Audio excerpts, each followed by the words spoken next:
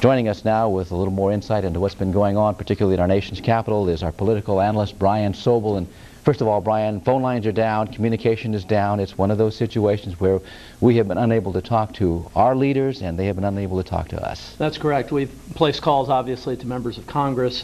We can obviously contact local offices. They are attempting to link up with the members of Congress in Washington, D.C., who clearly have been on a heightened state of alert this morning and probably most likely moved out of the area. Mm-hmm. Would they be sequestered, do you think, or have they just been asked to go somewhere for their own safekeeping by themselves? In Washington, D.C., Curtis, as you know, there are contingency plans for all these kinds of events, especially for members of Congress, for the President and his cabinet members and others. I would imagine that they did a variation of an evacuation plan, perhaps not at the heightened level or the most high level, but at some level. But one could say in many respects we're at a state of war right now because we don't know the full extent of the threat. So I imagine members of Congress are being watched very closely at this hour. We should mention that, and here is the website from United Airlines. As we mentioned just moments ago, the United States, the West Coast, for pretty much has not been involved in what's been going on in Washington, D.C. and on the island of Manhattan. But now we have been tied in. One of the planes that went down was a United Airlines jetliner. It took off from Newark, New Jersey, was bound for San Francisco, and it was flight number 93. It crashed near Pittsburgh. So that is the latest. And this is the website from the United Airlines company. They have put it up with a message on it, and we will bring you any additional details on that aspect of what's been going on.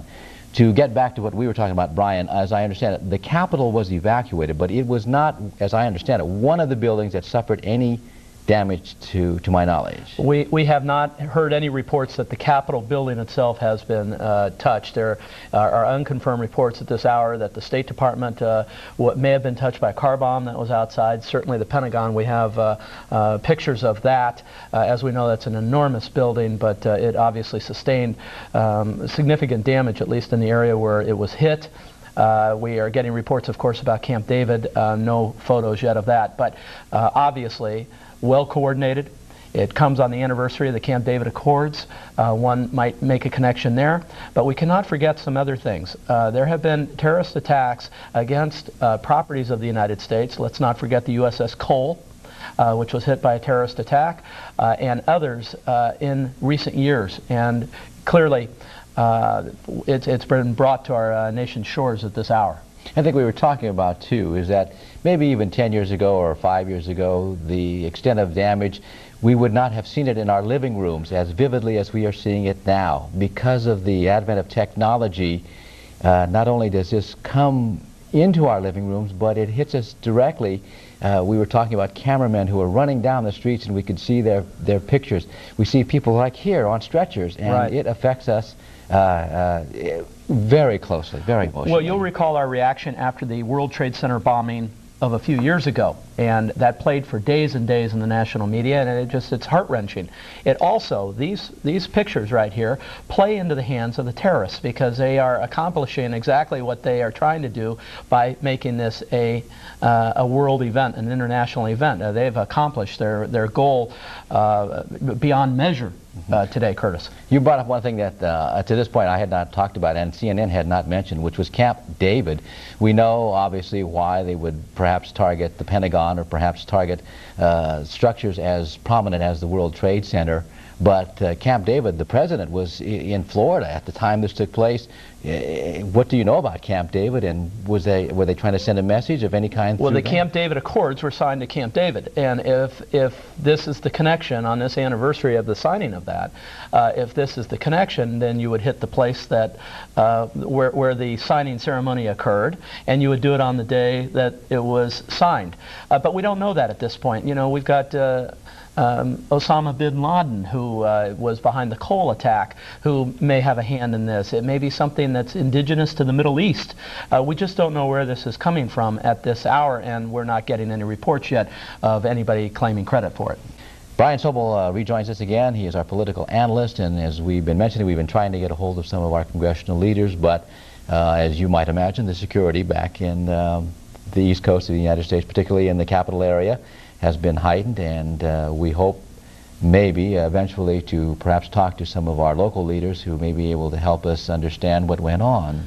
Well, one thing that's interesting is when you spend any time in Washington, D.C., and you're around our nation's monuments and our leaders, is that it appears fairly benign from the outside.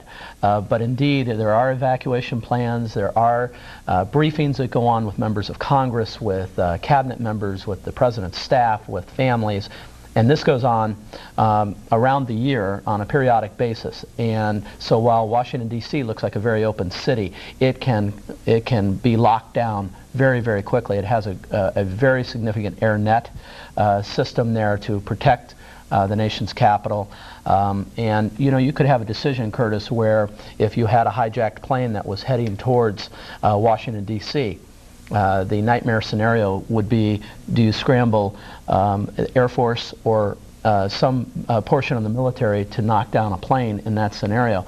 All of these things have to be analyzed over the coming weeks and months about how you handle a situation like this. Brian Sobel joins us now as we continue to kind of analyze what's been going on. Very difficult for all of us. We tried earlier to get through to some of our representatives, congressional representatives who represent the North Bay, but as understandably, phone lines tied up, offices kind of shut down, things are going on not as usual back there. Absolutely. In fact, we probably placed, I did nearly 20 phone calls and have been unable really to reach anybody on the East Coast that can help us get in contact with our representatives here. And again, it very well may be that through a contingency plan they are doing other things until they know the full extent of the terrorist attacks. Word coming through sources here just a moment ago that even President Bush may not return to Washington, D.C. immediately, which would be a contingency plan. Air Force One, as we know, is equipped to stay in the air for a great deal of time and to command and control a situation nationally and internationally for, again, an extended period of time. Yeah, we should touch on that the Capitol building, as we understand it, has not been affected by either a plane crash or any bombings, but as you mentioned, Brian, there's the contingency plans put into effect to protect our lawmakers. We did understand that the president would like to get back to the White House as a significant sign to show that we are trying to stay the course on this, but as you mentioned, there may be some concerns there about letting him back into the White House. It's more about, and you know, we're used to kind of reading between the lines, and when you see that, for instance, the sources saying that the president may not be returning to Washington, it suggests that there may be information that is extant that suggests that something else may be in the offing. We just don't know at this hour, but you know, they're very careful, obviously, around these things. Here locally in the North Bay, we haven't received any adverse word of anything going on, but city governments can take certain actions on their own. We know that San Francisco, as an example, has evacuated and shut down their city hall for the time being. They do have an emergency operations center that the mayor of San Francisco and other officials can go to. Various cities on the South Bay are holding press conferences, press avails, to let the press know that they are staying the course, that they are available if anything should happen, and I'm sure that's been going on here in the North Bay as well. Well, and I think through the day, Curtis, we're going to see reaction from capitals around the world. We just heard a reaction from the Taliban, which is the religious controlling arm of much of the Middle Eastern religious movement. And again, reading between the lines, what I was struck by with the message was that they were reaching out to the children of America.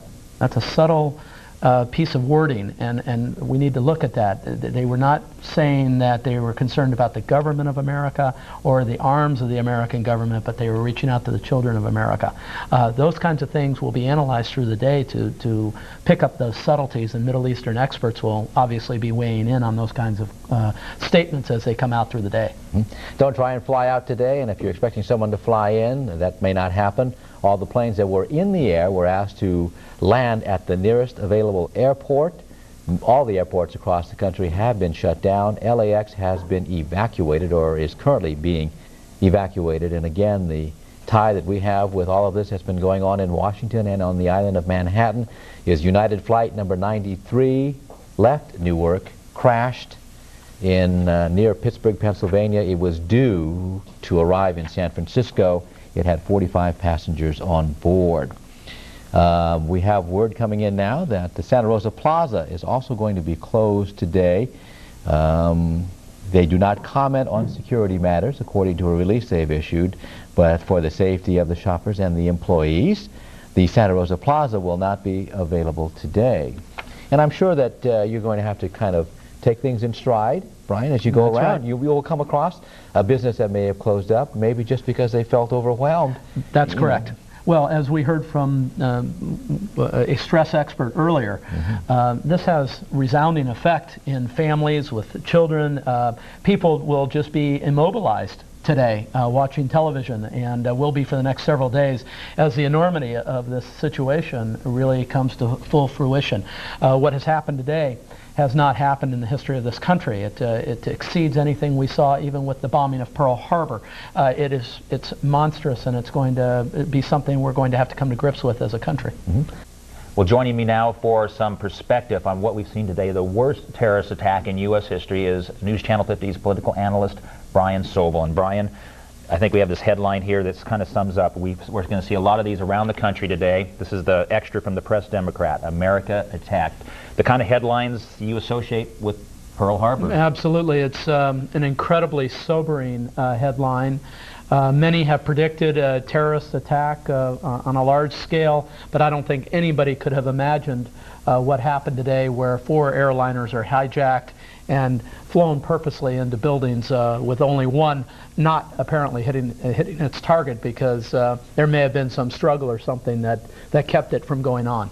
This is an upsetting story on so many levels, and of course one thing you keep hearing asked again and again today with no clear answers is how this could have possibly happened, how this many planes could be hijacked simultaneously. Well, needless to say, it was undertaken and planned by a very sophisticated group of terrorists who did not do this overnight. Would have taken probably years of planning, but they have time on their side. And America at this point needs to address the issue of world terrorism in a different way, because it has now come on our shores. And, you know, a lot of times when we've looked at terrorist attacks places like with the USS Cole, well, that happened someplace else, and maybe our ship should have been in Yemen and maybe not in the port, and those kinds of things. But today, it's on American soil, and it turns the page of the book to a new chapter. And I don't think the Pearl Harbor analogy is overstated. In fact, the death toll will probably be much greater than what we had at Pearl Harbor. Oh, I think undoubtedly the casualties of Pearl Harbor were in the low thousands. This is could be tens of thousands. Tens of thousands, absolutely. Now, of course, as we investigate this, as we try to find out who is responsible, there is definitely a sense of unity, anger, and great emotion throughout the country tonight. Does that seem to indicate that we're going to see a quick military response? I'm not sure about that, Ed, and here's the reason. It is something where you need to find exactly who perpetrated the crime and then deliver a proportionate response. That's some subtlety there, but you know, we want to find who did this, and we want to exact retribution. But at the same time, we have to do it properly and in a measured way. That's going to be the decision-making process that the U.S. military goes through, that the administration goes through, and that the Congress of the United States goes through. I heard somebody refer to the perpetrators of this attack as a stealth enemy, and I thought that's just the best way of all to describe it. Well, again, you know, if we were to use Pearl Harbor as the analogy, as a number of people have said on TV earlier, we knew where Japan was. It might have taken us a while to get there, but we knew who the enemy was. Here, we believe we have some indicators telling us where the enemy is and who the enemy may be by name, but that has to be checked out, and it's going to take a little bit of time. I think all of us would like instant response, but I'm not sure that's possible in this case. Of course, I think it's needless to say there will be some kind of response at some point, and I think absolutely. the big question then becomes, what kind of response? Is it us acting unilaterally or bilaterally with somebody else, or should we involve more of the international community? Well, if we were to take a page out of the George Bush Sr. Book, it would be that you would gather your allies, basically roll out a plan and take off from there. It may be that we will go this on our own or with one or two other partners, but at the end of the day, I'm confident that America will respond in force. It's also interesting that people who are not known to be friends to the U.S., such as the Afghanistani government, such as Muammar Gaddafi, are trying to distance themselves from this terrorist attack. Well, Muammar Gaddafi is a good example of someone who we chased through the desert attempting to kill him. And these leaders know, and President Bush made it real clear, we hold the governments responsible. They know they're on the target list if any of these people are deemed to have come or have been trained in their countries. And of course Libya has been on the terrorist watch list for years and years. Afghanistani officials, and Afghanistan in particular has been on that list for years. Iran, Iraq, all of these countries tonight are wondering what the response will be by the United States government. Well, Brian, we'll talk more about today's tragedy a little bit later in our show. Thanks for staying with us tonight. Absolutely. Well, joining me once again to talk more about today's terrorist attacks is our political analyst, Brian Sobel. Brian, I'll tell you, I've seen these images from the World Trade Center hundreds of times today, as I'm sure you have, and still the shock value just as strong every time I see it. Well, it almost suggests that the modern world in which we live and the internet and the instant video and everything changes our perspectives to some degree. And of course, the images were just heart-wrenching today. And of course, as we were talking about earlier, we are all aware of terrorism and the problems of terrorism. And occasionally it does strike home in the U.S., but I still think, at least until today, we still had this overriding feeling that somehow we were insulated from the problems that we see happening around the world. Well, on the plus side, we are separated from other countries by vast oceans and so forth, but we live in a smaller world in a relative sense. And we're finding that with smaller explosive devices and a lot of things that have changed the way in which a terrorist can attack, that we are now more vulnerable than we have ever been in our history. We have to catch up in terms of our security, in terms of how we look at terrorism around the world. If we don't, we are going to see continued attacks like this. Now, it's also interesting how this is developing from a political point of view. Obviously, there's usually a lot of fighting and disagreement on Capitol Hill. Everybody coming together today, I think probably in a way that's unprecedented, at least in my lifetime. Well, typically in Congress, the nation's problems and the divisiveness that goes on in Congress ends at the water's edge. At the time we look at foreign policy questions, we come together. But an incident like today, you're not a Republican or a Democrat or an independent or anything. You're an American, and America was attacked, and America will respond.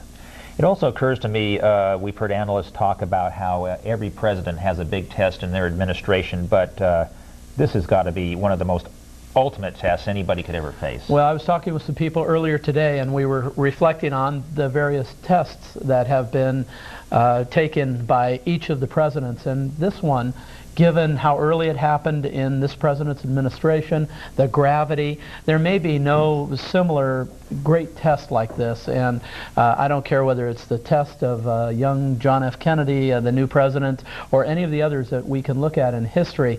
This is unprecedented. Even Franklin Roosevelt's test came after he had been president for some time and had some time to really understand what was going on in the United States and around the world. And of course, the world's so much more complex than that time now, what with nuclear weapons and the international community and the advent of mass media bringing all of us into a global community. Well, today we watched the great double-edged sword. On the one hand, we don't want to give publicity to people who commit terrorist activities, and yet within seconds, the entire world was watching live via CNN, the internet, and every other type of medium what was going on in New York. In a sense, the terrorists succeeded from that standpoint, and yet it's the nature of the business today. So in one sense, they did get what they wanted, at least on this day. On this day, but I think America will be reckoned with over the next few days and weeks as we learn who did this.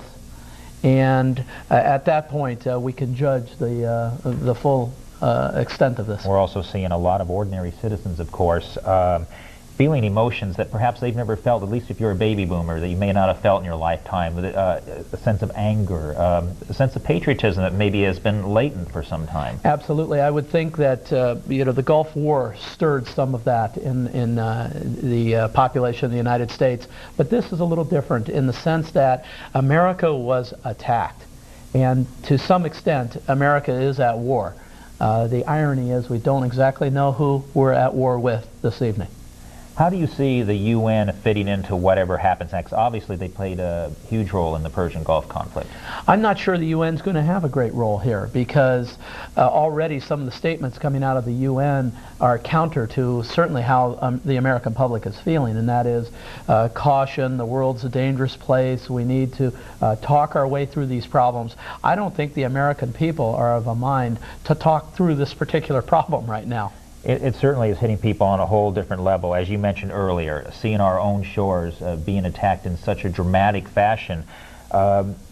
It's been in the history of America. People, when they have something like this happen, we see a different side. Maybe we see a complacent America a lot of the time, but during a true crisis like this, something happens to this country. What the real test will be, Ed, is the sustainment of our resolve.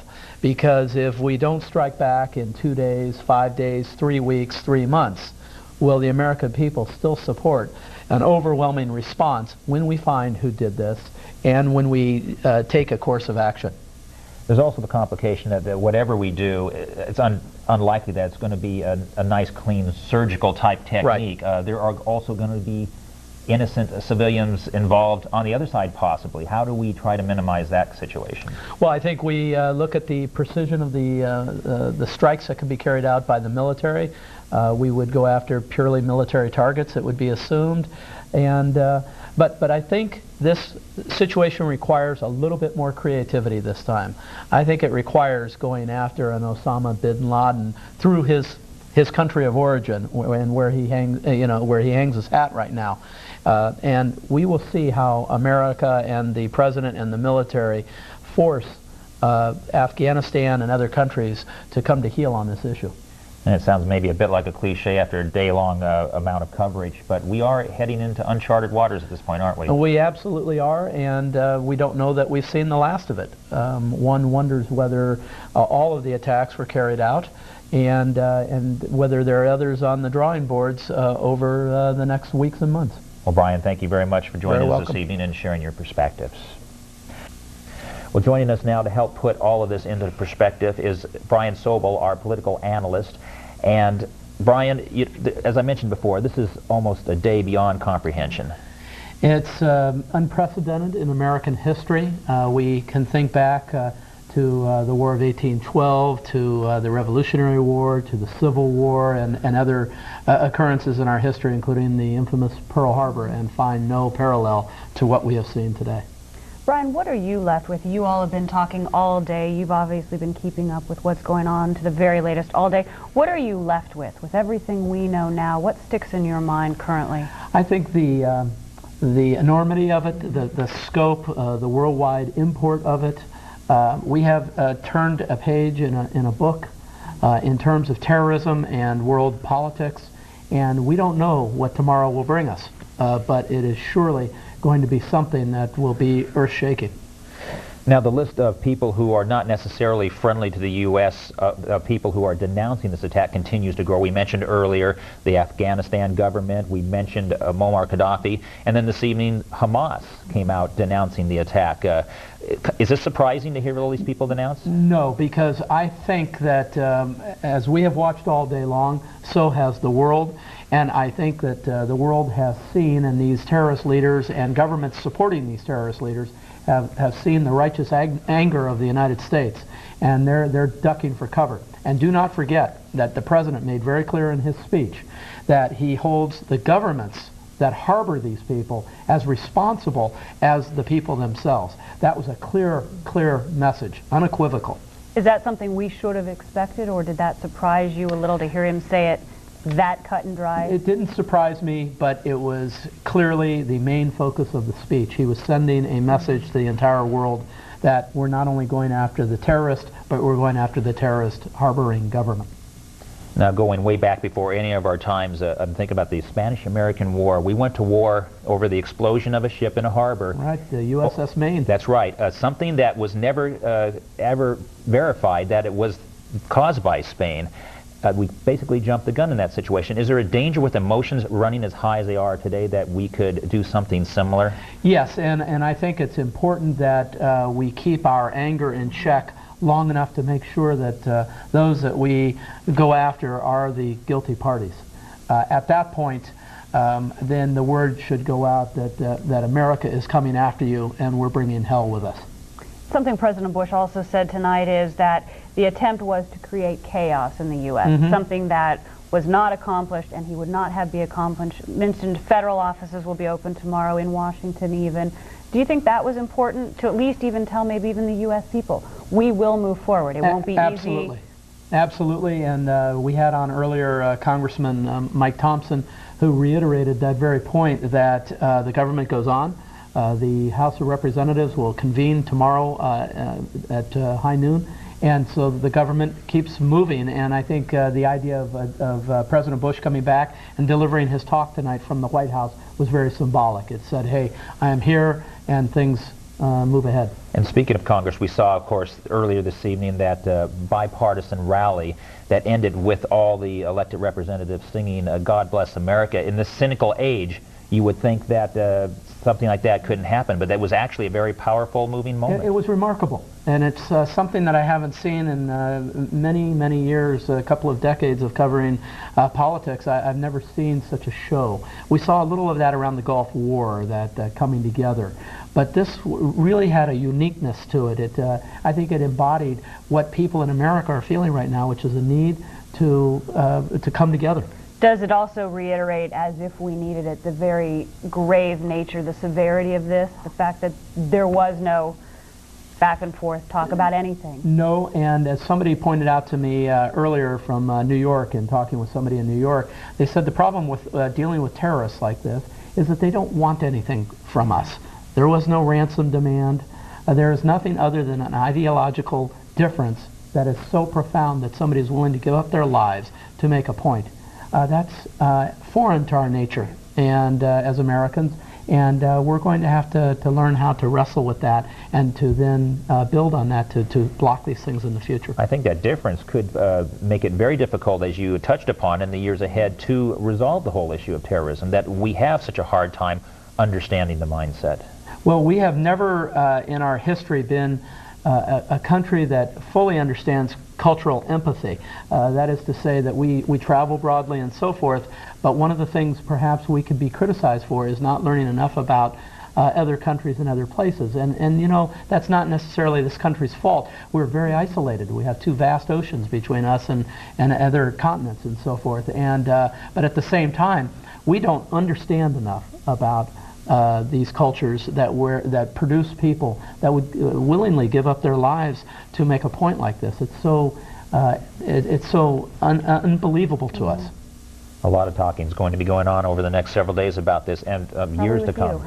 Yeah. Yes, but the next few days are going to be just critical in you know, both politically, militarily, and every other way. Well, we'll just have to keep watching. Thanks again, Brian Brian. Sobel, thank you. You're very welcome. Well, we're joined once again by News Channel 50 political analyst Brian Sobel, and to expand on what we've just been seeing in the reports, even though a lot of this action is obviously focused on the East Coast, this really is shaking people to their core everywhere, isn't it? It is, and what it requires by people like the folks who run the Golden Gate Bridge and other important sites on the West Coast is to go through a reevaluation process, and actually an evaluation process, to make sure that they can thwart a terrorist attack if possible. The technology of using a loaded plane filled with fuel and running it into a tower is absolutely something new that probably people couldn't predict. But you try to look at your building, your bridge, whatever, and figure out a way to secure it as best you can. One of the things that I was struck with earlier in the day, Brian, is I heard somebody on the radio say that already the lives that we lost simply in the airlines crashes and explosions double that of Oklahoma City bombing. And I think to go from domestic attack on a domestic building like that versus international attack on a domestic building, none of us know what to do with that, even to begin the thought process. No, except I'll say this, that we're hearing people talk about it's going to take years and years to rebound from this. Actually, I would suggest that America is incredibly resilient. We have shown that in our history, and we have even demonstrated that after the federal bombing, building bombing at the Murrah building in Oklahoma City. You know, what we will do is we'll evaluate this. We will try to figure out a way to make sure it never happens again. I think we'll strike hard at whoever did this, and then America will come together and rebuild. That is our history. I don't see any reason to believe that that's not going to happen again. Seems like we've had a list of defining moments in the past century that you can look back on as turning points in the way we viewed the world and viewed ourselves. You know, from Pearl Harbor to the first use of nuclear weapons to the JFK assassination. Are we seeing another one of these defining moments? Yes, because the war, the World War that we thought maybe we would see, the Third World War, the superpower conflagration, didn't happen. We went 50 years and basically looked the other guy in the eyes, and that went on and on. We're seeing a different kind of warfare in the world today, and it's terrorism based, and we now have to take a hard look at how our military is positioned to fight those kinds of things. We are going to have to take a very hard look at our intelligence community in terms of staffing it to a greater degree, spending more money on it, because clearly we need to be out in the world with our human intelligence picking up these things before they happen. And yet I would suggest to you, and I happen to know that we have been able to stop many, many things. We never hear about what has been stopped. We only see the result of something that has occurred. Well, people, of course, were talking about that earlier in the day. Should we have seen this coming? Could we have? We've talked all day about when a country maybe who doesn't value human life like we do, very difficult to fight. It's hard to stop. What's your impression of how the government has handled this? Maybe not foreseeing this could have happened, but since it. I think the government's responded well. I think the symbolic things that needed to happen happened. The president remained in contact with the people, spoke 3 times today, including once from the Oval Office. The Congress remained close to the center of attention. Members of the cabinet were front and center. Donald Rumsfeld never left the Pentagon. So the government continued to operate. There was a setback in the financial community. Obviously, all the exchanges closed and that sort of thing, but it's going to reopen. And I think the key is to pick ourselves up, remain calm, pick ourselves up, and try to move ahead as best we can, and let the intelligence community and the military arm of the government put together a plan that seeks to find the people who perpetrated this. Obviously, that's a big part of the issue in the short term, but it also seems in the long term we have to look beyond that. We've talked a little bit about that, about understanding the root causes. Otherwise, we may just be treating the symptom and not the disease. Absolutely. We need to know more about people in other countries, what their motivations are. We have to explore why America, and we all have theories, but why America seems to be their shining example of what they call the Satan, the great Satan. And on the other side of the world, here, we believe we're the beacon of freedom. It's an interesting juxtaposition that we have to take a harder look at as a country, and we have to do that very soon, because we are going to see other terrorist attacks, but we're going to see them in different ways. You know, the jet concept has been used now. The next one may be a biological one, or a chemical one, or a small nuke. It can be anything, but more is coming, and we have to have our people in place around the world. We have to spend the money that's required to have an intelligence net in place around the world that can stop as much of this as possible, but we won't stop everything. Do you think that any of the cutbacks we've had may have led to us not knowing about this, if we did, or within time to do something about it? Is it too early to even ask you that? Well, I think a general statement can be made that it's a question of priorities. We're looking at some priorities that may be misplaced. Donald Rumsfeld, Secretary of Defense, is looking at overhauling all of the military. And one of the things that the intelligence folks are saying is that more money has to be put towards that. It seems to me they're absolutely right. It'd be hard to argue with them, at least today. At least today, yes. That's for sure, and it also seems that we need to look to the international community in trying to solve this problem as a world at this point, don't we? Well, the fact is that if it happened in the United States, it can happen in Canada or France or Germany. Frankly, it can happen in Russia or any other country on the face of the earth. There is a reason why all of these countries should get together and try to come up with a plan that stops this on a worldwide basis. Will it happen before we exact our pound? Maybe not, but it has to happen in the future. Well, Brian, thanks for joining us this evening. Absolutely. I know it's been a very long day for you today, and probably will be again tomorrow. Yes, I'll be here in the morning. All right, Brian, thank Very you. good. Dennis, this is Brian Sobel. I know that the bridge has contingency plans with the City of San Francisco Police Department and Marin County and others. Would you describe for us the heightened sense of security with outside agencies? We're coordinating very closely with all our sister agencies. We don't discuss specific details for obvious security reasons, but we do have additional CHP units on both ends of the bridge in case we needed to clear vehicles off the bridge in immediate fashion. And it's just an extra precaution. We're not anticipating any problems, but we always err on the side of safety. I understand. Dennis, if someone were to drive across the Golden Gate Bridge, would they see anything unusual? No, they wouldn't. The sidewalks would look empty. But other than that, they'd see some bridge employees on the sidewalks doing routine inspections. Gotcha. Dennis, one other question. The contacts that you have with sister agencies, do those include federal agencies at this hour?